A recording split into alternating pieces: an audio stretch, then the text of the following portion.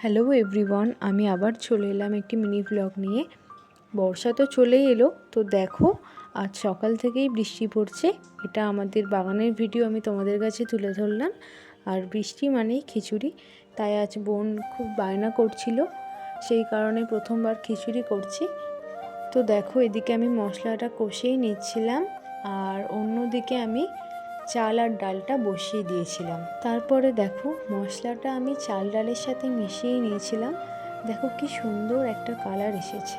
এবার আমার খিচুড়ি করা প্রায় কমপ্লিট হয়ে এসেছে, তোমরা দেখেই সেটা বুঝতে পারছো। দেখো এবার কেমন হয়েছে তোমরাই বলো কেমন লাগছে। তারপরে দেখো আমি আলু ভাজা বসিয়ে দিয়েছিলাম দুদিকে। এদিকে আলু ভাজা হয়ে গেলে তারপরে আমি ডিমটাও ভেজে নেব। তারপরে দেখো আমি ডিমটাও ভেজে নিচ্ছিলাম এভাবে। তো আজকের লাঞ্চটা আমি এভাবেই কমপ্লিট করলাম। তোমরাও জানিও এই বৃষ্টিতে তোমাদের খিচুড়ি খেতে কেমন লাগে, আর ভিডিওটি ভালো লাগলে লাইক কমেন্ট করে জানিও।